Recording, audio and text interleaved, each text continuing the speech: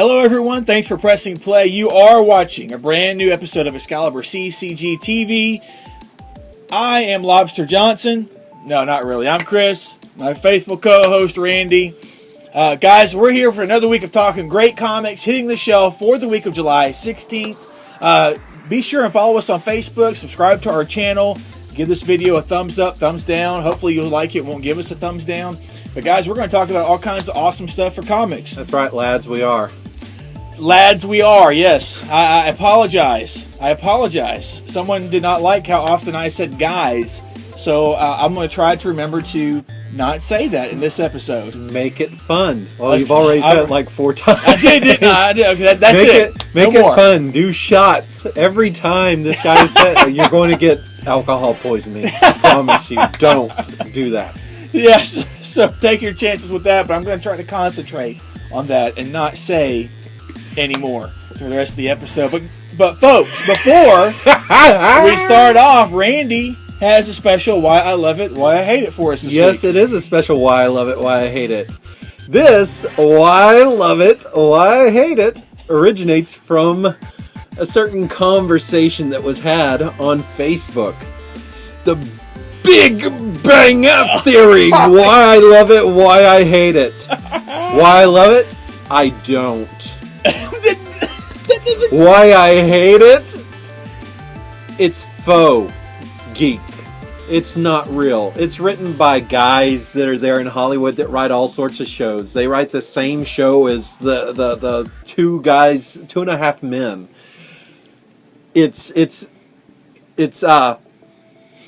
Well, it's really kind of misogynistic towards women throughout the whole thing. And then none of it's very true to geek culture. They take a lot of the main stereotypes and play that up, but that's not how most of us are. So I have a big issue with that. So there's a lot of why I hate it. There's no why I love it. That's why this is a special. No. Why I love it, why I hate it. That's one man's opinion, folks. One man's opinion. That's right. And there are some that do share his opinion, but in this situation, the smart ones of us. Please don't dig yourself deeper. Moving on, guys. We got some awesome storylines that are continuing this week. Some other event storylines that are going on for this week. What would you like to start off with? Some that are wrapping up. Yeah, exactly. And I'll go ahead and start with the one that's wrapping up here. Cool. The Red Daughter of Krypton storyline. We are hitting the finale here with Supergirl number 33. Okay. In this story, we have seen Kara struggle with this world, whatever the name is of the character. I didn't write that down. We've seen her struggling with this threat from her past, and the threat has given her some revelations about her past that are going to make her question her role as a Red Lantern, and even more so her role as a superhero. So this is going to be one of those things that hopefully maybe, whatever spins out of the final pages here of this storyline that they tell you don't miss will be something that actually, affects or changes his character. Hopefully it's not a huge cop-out like,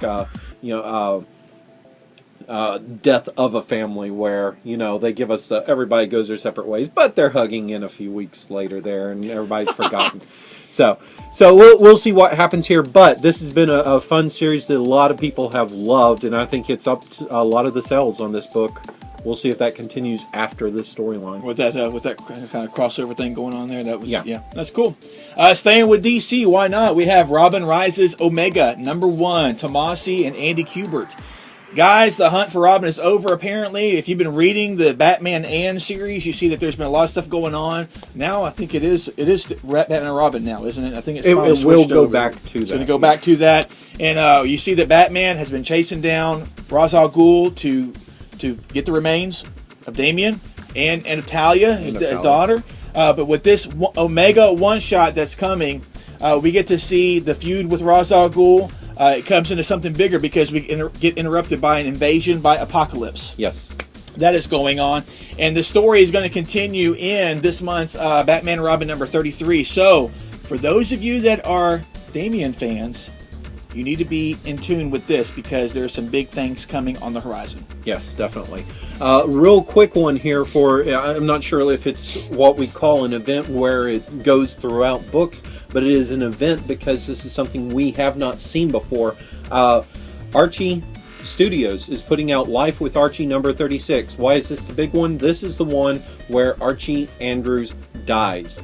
Now, let me remind you guys, this is Life with Archie. This has been one of those that's been kind of an alternate take with alternate realities, alternate storylines that go on throughout the world of Archie. This is not the main Archie or Betty and Veronica books. He'll still be featured there. This is taking a look at the world of Archie if he were to have died. But big major story broke whenever this was announced. Yeah. And so it is finally here. People were coming into the shop asking about it that day, but it wasn't out yet. Right. So it's out now. Oh, it will be out now. Exactly. You'll be able to pick it up this week. Moving on to some Marvel, we have Original Sin number 6 Yes. of 8. We got this issue and 2 more to go, and to see what kind of mayhem and changes have taken place. But with this particular issue, we are supposed to find out who actually killed the Watcher. Okay. And then we're also going to have to see how the heroes of the Marvel Universe can cope with a threat that actually knows what their secrets are. There is an enemy behind all this that now knows the secrets of the Marvel Universe heroes. How are they going to be able to fight someone that knows them that intimately moving forward from here? So guys, this issue we're going to find out. Last issue we got to find out that Nick Fury was doing a whole lot more than what we had seen. Apparently he'd been doing that for decades. It was a big reveal in regards to what Nick Fury is and what he was doing. And I can only imagine what we're going to find out here with the Watcher's killer being revealed. So I'm looking forward to finding out what's going on with this. Okay. We also have some tie-ins for Original Sin. One of those being Uncanny X-Men number 23. Yes. With this one, this is Charles Xavier's last will and testament. It has been found. They are going to open it up, read this. The only thing that might be troubling with this is that within those pages, there might be something that could be the X-Men's undoing. So we'll figure out exactly what that is. This is the start of, I believe, a couple of issues that will tie into this. Also, there's Original Sins number 3.2, and this is going to be taking a look, I think, still Hulk and Iron Man with their secret past, and it's being handled by Kieran Gillen with that. So, in some capable hands. You've got the last one there that's crossing over. I do. We've got Nova number 19, Original Sin tie-in. Was Nova's father a murderer? Say it ain't so. And also, what is the secret of the Black Novas? Because apparently Nova's father was a part of the Black Novas. And to help the young Nova deal with this, Sam is going to be hooking up with Rocket Raccoon in this issue. Don't call him a raccoon. Don't call him a raccoon. But guys, I'm wondering, you get a hold of the last will and testament of Charles Xavier. Who does he bequeath the wheelchair to? Who gets the study?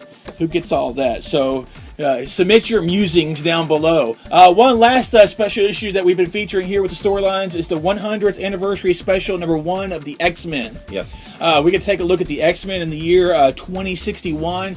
And in this issue, we address the question, are humans and mutants peacefully coexisting? Yeah. Is there still a need for the X-Men? Is there a need for a heroic band of mutants in the future in this point in time? So guys, if you've been reading that, there was a Fantastic Four one, there was a Spider-Man one, and now we have the X-Men one hitting this week. Be sure and check that out as well. Man, if Magneto's in that dude is old. He's so old. Anything else we got in there? But he's still ripped. He's still always ripped. He always ripped Magneto. Guys, moving on. Before we dive into new number 1s, we have our question of the week. Okay, question of the week. Question of the week comes from Brad, our beautiful man that helps us with the awesome graphics that you see in all these videos. He does sexy beast. Sexy beast that he is. He is even in this episode right now with question of the week, because this comes from him, and that is, where do you read your comics? Any and all answers are accepted. And also, if you give us some pictures of where you read them, the best picture I think I'll send you a little something special. So that's the question of the week. Where do you read your comics? Randy, start us off. I'm going to get a little intimate here. Here we go. For the most part, I read my comics on the couch, which also happens to double as a bed there, thanks to IKEA. So I guess I technically read it on the bed as well. However, every now and then, there comes a point in time where a man must do some business. That business occurs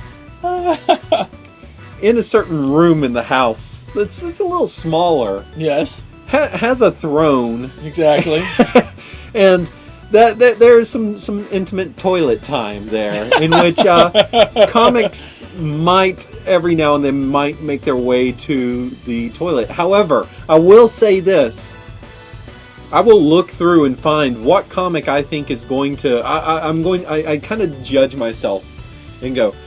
And that's what I will take what's probably going to be a quick read Exactly. to the toilet. I'm not going to take something that is in-depth. Now, every now and then, if I'm through with that, the graphic novel does make its way there. Right. But I don't take something that's going to take a long time there, because I don't expect to be in the restroom for a long time. So. Exactly. But I know people who are very... And this, I don't know if this is still something these days that we have a problem with. They would not take glossy paged books to the toilet because the light would reflect off of that, and they had a hard time reading it. They wanted something that didn't have that matte on it.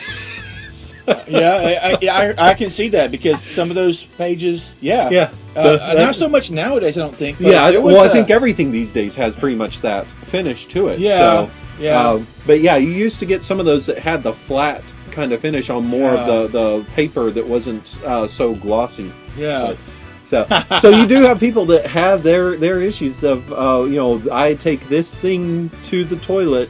But it does happen, people, and I'm being honest, it happens. It does. Talk to me about you. My two main places. My wife got me a recliner, so sometimes I kick back in my recliner and read, and then the other half the time it is the restroom. Yeah. It's where I can just close the door and kids aren't bugging me, and turn the fan on and it makes noise. I can't hear what's going on out there, and I just read.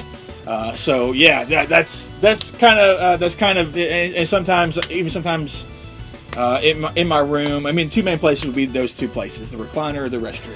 The important thing is getting those comics out of the restroom afterwards, because you don't want to leave them in there in case somebody takes a shower or something and destroys those comics. Exactly. They're always humidity. Exactly. Yep. So guys, log in and tell us below, where do you read your comics? And if you post a picture of you wherever you read your comics, do it on our Facebook page, or put us a link to it down below. The best looking one, I think I'll send you a little something. Yeah, so, and guys, be honest with us. If you take them out, if you go to the coffee shop, sure. If you go outside. See, it's hard here in Louisiana to take the comics outside because it is so hot and humid, and then the mosquitoes are all over the place. Exactly. And so and there's no good time to go outside, because otherwise, you wait till it's cooler and it gets rainy or it gets too cold to go outside. So Louisiana is just so temperamental with its weather. Yeah, exactly. It really is. So, I mean, and mosquitoes can literally eat you alive. Yeah. So, guys, tell us your answer down below. Moving on to some new number ones. What would you like to start off with, sir? I am totally excited by Dark Engine number 1. Yes. This is Ryan Burton and John Bivens. I don't know if they've done anything before. I'm not familiar with the two names. But this has to do with Sim. Sim has been sent to the distant past to eliminate her creator's enemy.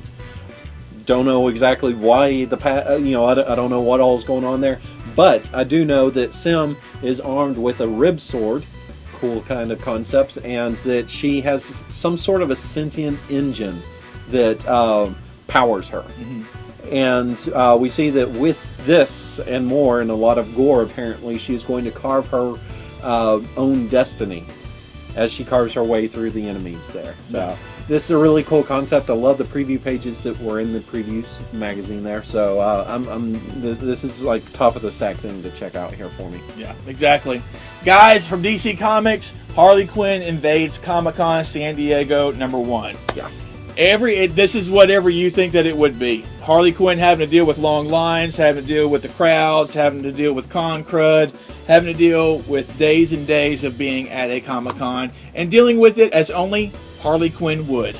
So guys, fans of Harley Quinn, you're definitely going to check out this one-shot. Yeah, I hate saying #1 because it's a one-shot. Of course it's a #1. Yeah.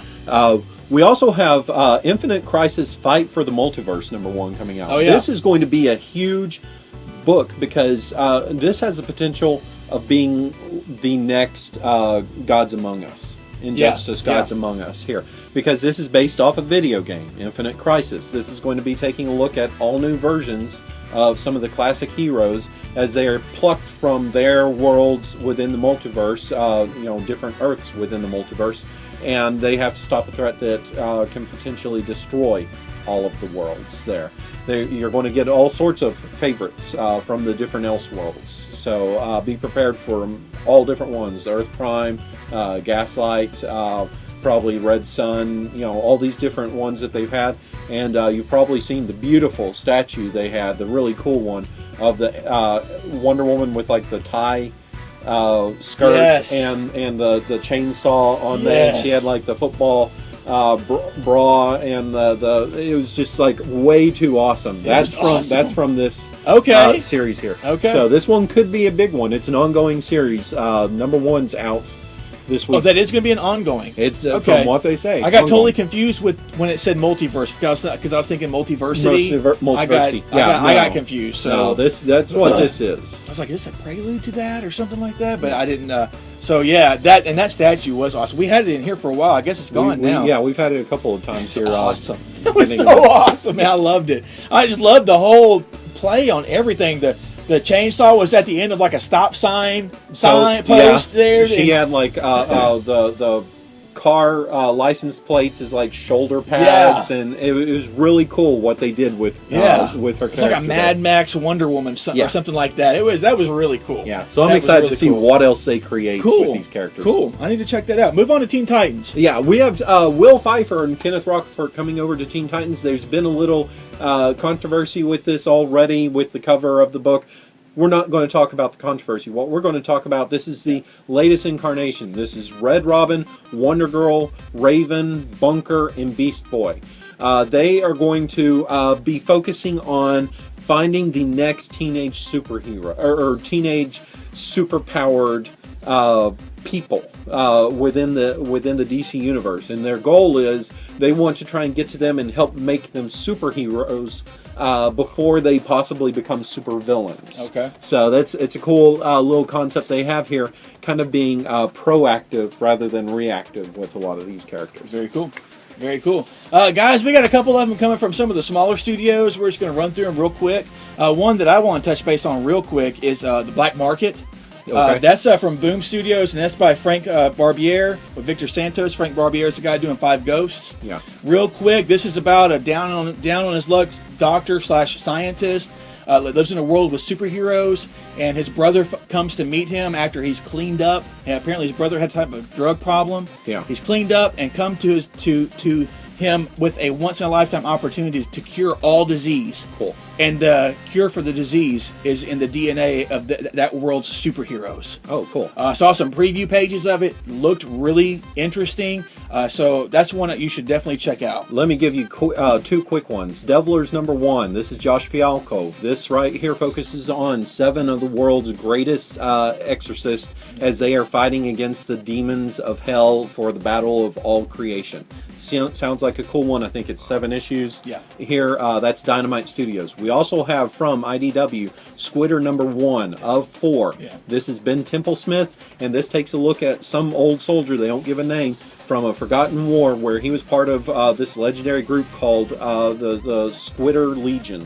Okay. And the Squidder Legions is this post-apocalyptic world now in which he has a death wish. He's somehow teamed up with a squid priestess, and they're looking to overthrow the tentacled alien overlords of the world. This has been, this is a Cthulhu-oriented book that Templesmith has been wanting to do for a long time and promising fans. It's here now, and it has, beautiful Templesmith art and a cool concept. Exactly. Last number one I'm going to mention is the X-Files Year Zero. Yeah. This is a 5-issue miniseries written by Carl Kiesel, Vic Malhotra on art. It's coming from IDW Publishing. This is a story that takes place with the events that actually lead to the development of the X-Files division. Cool. of what Scully and Mulder become.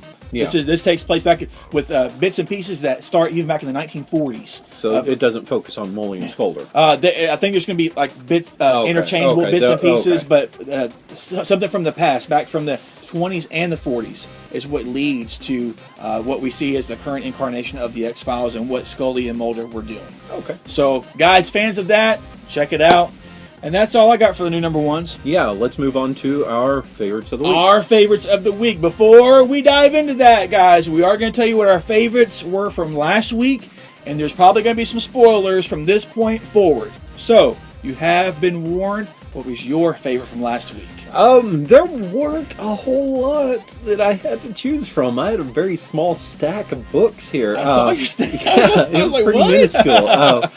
But I'm going to go with Captain Marvel number 7, was it? Okay. Whatever the Captain Marvel number was that we had.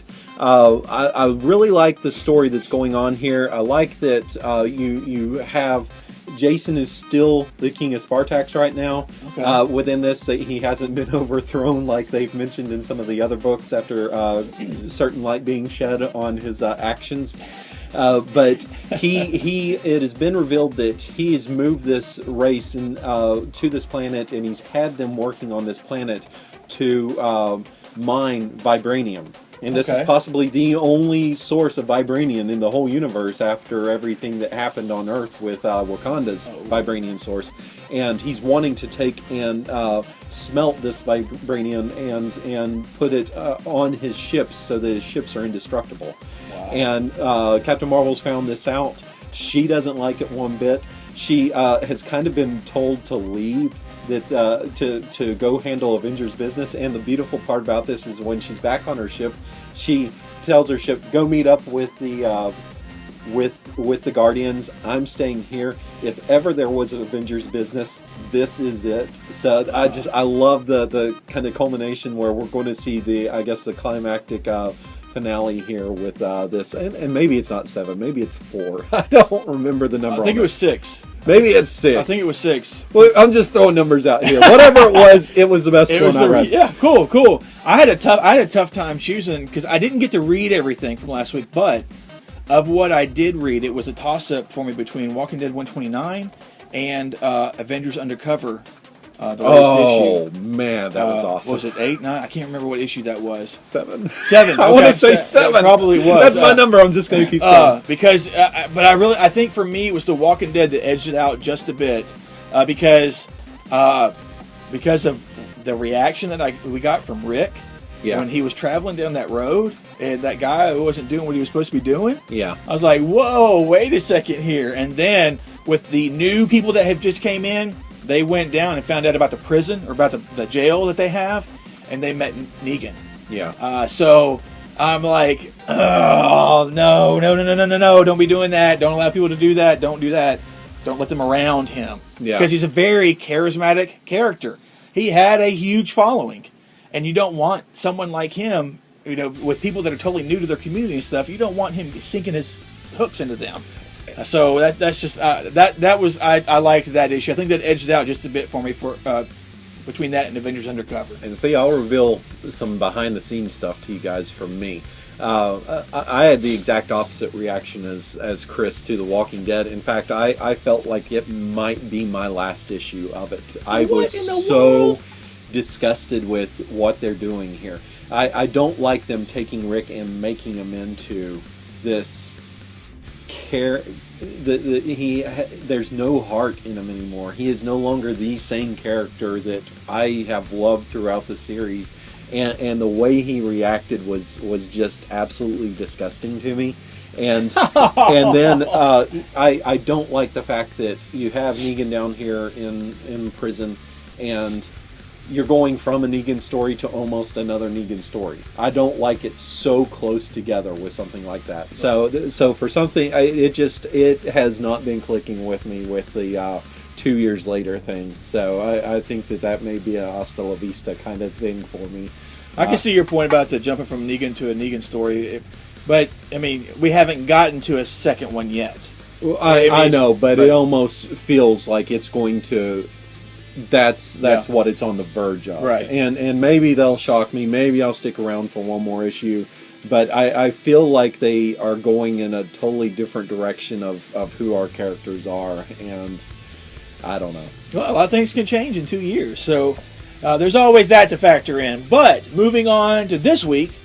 What are you looking forward to from your regular stack of stuff that you're getting this week? Rat Queens number 7 comes out. This is part 2 of our storyline, long title to it. I'm not going to read all of that. But what we have here is the Rat Queens. They have gained an ally, and this ally has knowledge of Ninrigath, however you want to say the guy's name or the god's name. And they're going to need this because it seems like a pretty nasty dude. And again, we have I just talked about Squidder that seems to have this Cthulhu-like influence to it. This storyline looks like it also has that, as Palisade, the town that they live in, is being overrun with these tentacled monsters. Oh, so it's an interesting development what they're going through with this, and some of the characters that you thought you were going to see start playing some bigger roles in it, gone, and you're just like, oh man, really? But I love this book, and I love that it's gaining a lot of steam with it, with fans. Cool. Fan base. That's cool. Yeah. Guys, I'm looking forward to The Wicked and the Divine number 2. And I have a request. I want you, instead of telling them about it, I want you to directly read the solicitations for this, because this is obviously written by Gillen. Exactly. And it is the greatest solicitation I might have read in quite some time. Okay, here we go. Diabolically divine pop god Lucifer is in trouble. She offers superfan Laura an unprecedented deal if she helps. It's a bargain, a Faustian bargain, and they always turn out so well. Who knows who Laura will turn to fulfill it? We do, clearly. It's our comic. You can know too if you buy this fine pictorial narrative with your human money coins. I love this. It reminds me of what he was doing on the Young Avengers. It does, but I love that he tells us it's a bargain. It's a Faustian bargain. The diabolically divine pop god Lucifer. His way with words is brilliant. It's fun. Yeah, it's so fun. It's just great. Add whatever else you want to add to that. I'm looking forward to it. Lucifer is in a ton of trouble, and I want to see how Laura reacts to the deal that's being presented to her. Yeah, and whatever else is going on. Who did that? Who are the rest of the gods? Exactly. There's so much more. This is issue number 2, and they've already made me more interested to find out a lot more about the rest of the other gods and everything involved with them. So this is another brand new series from Image. Kieran Gillen, Jamie McKelvey. You should be able to find Wicked and Divine number 1 somewhere, if not a first print, a second print. A second print. Maybe even a third print by this point. I'm not even sure, to be honest with you, but you should get it and read it. Yeah, a red dot. Exactly. I love that. The last one for me is Miss Marvel number 6. With this, we have Kamala. She is on the run from the Inventor, and she needs all the help she can get. She is clearly bitten off a whole lot more than she can chew. Help may find its way to her in the form of some snick, kind of help there. So that's right. That could be a cool little team up there. Okay, so real briefly and quickly. Yeah. Because I think it's this cover or another cover of this series that I saw. She was sitting on a step and her arm was like this, but it was like Mr. Fantastic. It was like Mr. Fantastic. Yeah, she's like slapping somebody. Yeah. What is her power?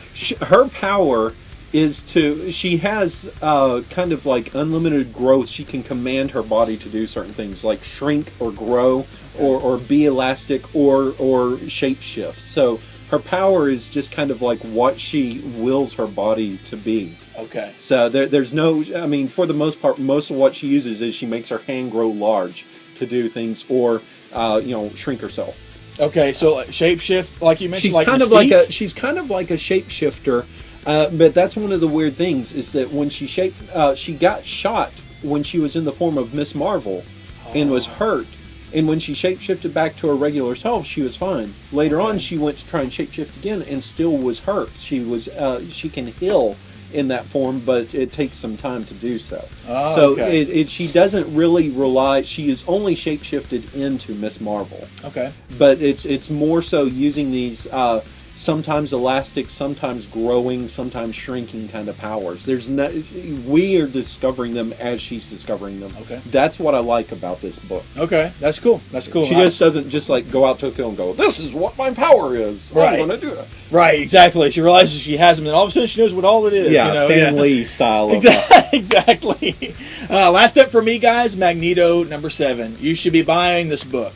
You should be buying this book. I love what Cullen Bunn has been doing with Magneto. The artists have been great as far as I'm concerned. We got Javi Fernandez on this issue as well. This particular issue, we're looking at Magneto and what he is willing to do to mutants that are persecuting other mutants. And with that last issue, we saw him get his own band of acolytes together. Yeah. That was awesome. The way he went about taking them down was so brilliant, and whoever it was with the harpoon there that he just cut off the limbs and left him. But then for him to take a pretty dark path with what he just did with gaining those acolytes. Exactly. To condemning for using them a certain way, but then he's going to use them a certain way for his own, to benefit his own means to an end. Yes. I loved it. And I saw the preview pages, some preview pages for it, #7 here. Yeah. And he's like found himself over in China or in Japan on this trail of mutants persecuting mutants, and the preview pages leave him inside of a fighting pit. Oh, sweet. And apparently people that have him, he hasn't shown his powers, you know. Yeah. He's kept that a secret. He's all beaten up and bruised. He's taking some hits. I'm really looking forward to what he's going to do in this new issue hitting the shelf. And again, you know, we're looking at lines here. Magneto he keeps coming to these lines, and then he's going across in order to protect and save mutant kind. Now, one thing I want to mention about this, and sorry guys, I'm chasing rabbits here, but Magneto, when he came back from the No More Mutants, and then he lost his powers, and when all powers were restored, he did not have his powers, and he kind of made a deal with the devil where he was using some sort of form of something or other to have powers, but he didn't actually have powers. Then they kind of forgot about that, and he had powers again. Okay. Then somehow his powers broke with the rest of the Uncanny X-Men's powers, who held the Phoenix Force, but he never held the Force, so I was never quite sure why his powers broke. Now, it's been revealed in Uncanny X-Men that there were nanobites that were preventing and breaking these people's powers. So are there nanobites in him? If so, how has he not felt the nanobites within him, because he controls magnetism? So I don't know how his powers are broken. This is so muddled right now. Yeah, I'd love some clarity in how his powers are still broken when they just revealed with everyone else's why their powers were acting up and all out of sorts and everything. So I want Marvel to give me some sort of an answer here. Cullen, if you're watching, please share that with us. You're talking about the issue where they shield. They found the other finally, beast. It was the Dark Beast that was controlling everything. Exactly. That. So now, was he also doing that with Magneto? If he was, how did Magneto not know? Why are his powers still acting up within this? I don't know. Yeah, some clarification would be nice. Maybe he's he's an old man. Maybe he's getting older, and your mutant powers, as you get older, start to break down. Yeah. That'd be a great explanation. And honestly, even in this portrayal, even though I'm loving it, there's some things that he can do with pinpoint precision. Yeah. And then there's other things, or he fatigues real quick. Right. And then it's just just the big stuff. He can move something, but it is a little different. But honestly, though, the story that's been going on, it's been about a lot more than just that for me. And I'm totally digging it. Even though there are questions with that, I'm wanting to see Magneto. I'm loving Magneto down this path. Yeah. And I'm so willing to go with him to find out where he's going to go. He's taking me on a journey. It has been a great way of taking him back to being a villain. That's the best way of putting that for me, because you've had him acting heroically, and you go, no, he's not necessarily the heroic type. Exactly. It's been so good. It's been so good. Oh, it's been so good. Guys, tons of great stuff. All the stuff that we mentioned and more are hitting the shelves here at our comic shops, and more than likely even your own local comic shops. If you can't find what you're looking for, contact us. We will do our best to help you get what you would like to have. And that's a wrap up for this week. Yep. Guys, be sure and visit us, ExcaliburCCG.com. Be sure to subscribe to our channel down below, just like right over here. And thumbs up. Leave a comment below. Tell us what you think would be in Charles Xavier's last will. Who and what he would bequeath things to. But also, answer our question of the week. Where do you read your comics? And honestly, if I get some pictures, I'm going to choose the one of the best. I'm going to send you a little something. So be prepared for that as well. But guys, that's it. Be sure and follow us on Facebook. The link is down below in the description below. We are Excalibur Comics, Cards, and Games here in Shreveport and in Texarkana. And guys, you can always find out what's going on our Facebook page and our Twitter page and ExcaliburCCG.com. Anything else to add for this week, sir? No, I'm just images of certain pictures that you'll be getting. Keep them clean for me, guys, okay? Keep them clean, but have a little fun with it, too. And guys, until our next video, be safe, take care, read some great comics, and we'll see you in the next one.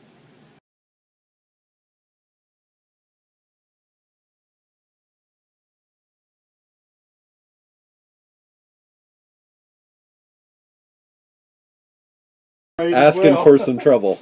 That could be.